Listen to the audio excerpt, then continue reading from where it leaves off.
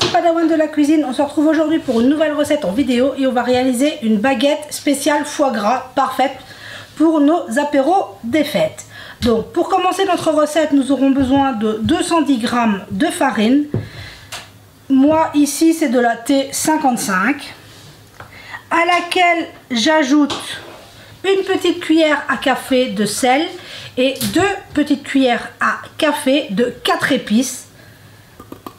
C'est ça qui va donner tout le goût à nos baguettes. On mélange pour éviter que la levure entre en contact avec le sel. On ajoute un demi paquet de levure boulangère sèche, c'est-à-dire une petite cuillère, 3 grammes environ.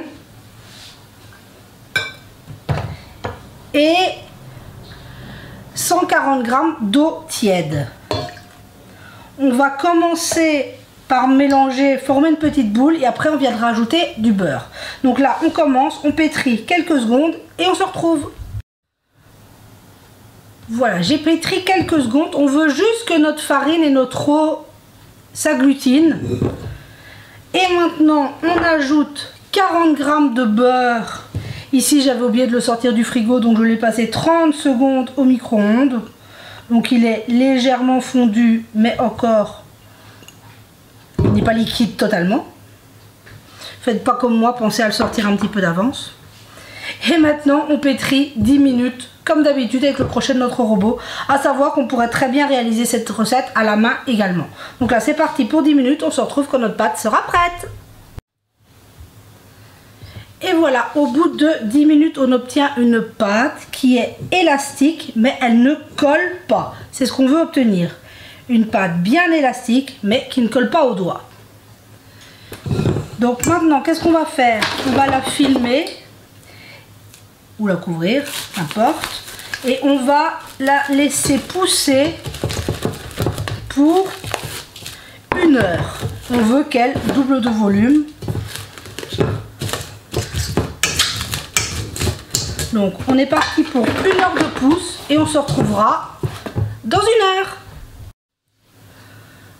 On se retrouve, 1 heure est passée. Donc on va libérer notre pâte et on voit qu'elle a bien poussé. Bon, évidemment 200 g de farine dans la cuve de mon robot, ça ne se voit pas beaucoup.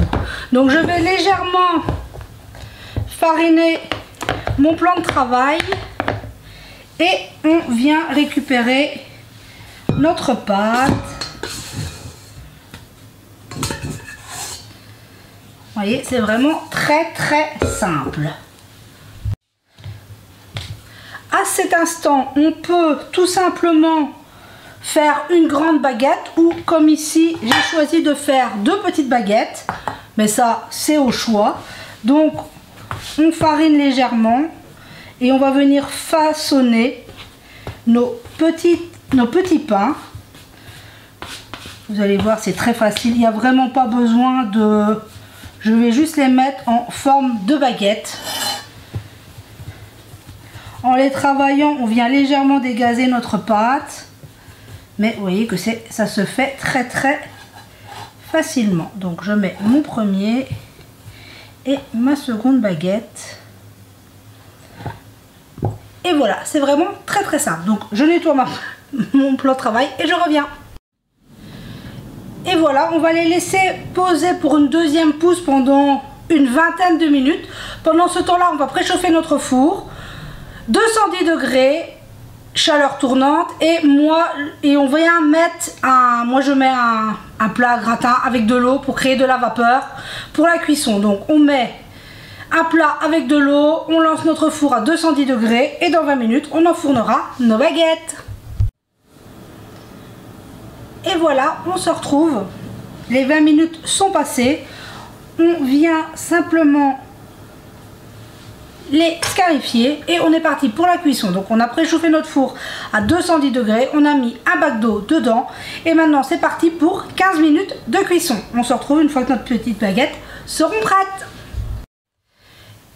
Et voilà, au bout de 15 minutes de cuisson, on obtient des jolies baguettes toutes légèrement dorées. Je ne les veux pas plus vu que Pour le foie gras, moi je les coupe et je les redore au four. Je les toast au four, donc je choisis volontairement une cuisson un peu plus claire. Donc là, il suffit de les démouler et de les laisser refroidir et on verra tout à l'heure le résultat final. Et voilà, on s'en retrouve. Mes petites baguettes ont le temps de refroidir. Regardez-moi ce moelleux, elles sont très très bien cuites. Enfin, juste comme moi, elles ont bien levé, elles ont un peu accroché. Mais regardez cette mie. C'est vraiment super moelleux, parfait. Et comme je vous dis, moi je vais le trancher en petites tranches, je les fais colorer au four. Et ensuite on les tartine avec du foie gras et c'est juste divin. Donc j'espère que cette recette vous aura plu. Prenez soin de vous et de ce que vous aimez. Et on se dit à très vite pour la prochaine vidéo.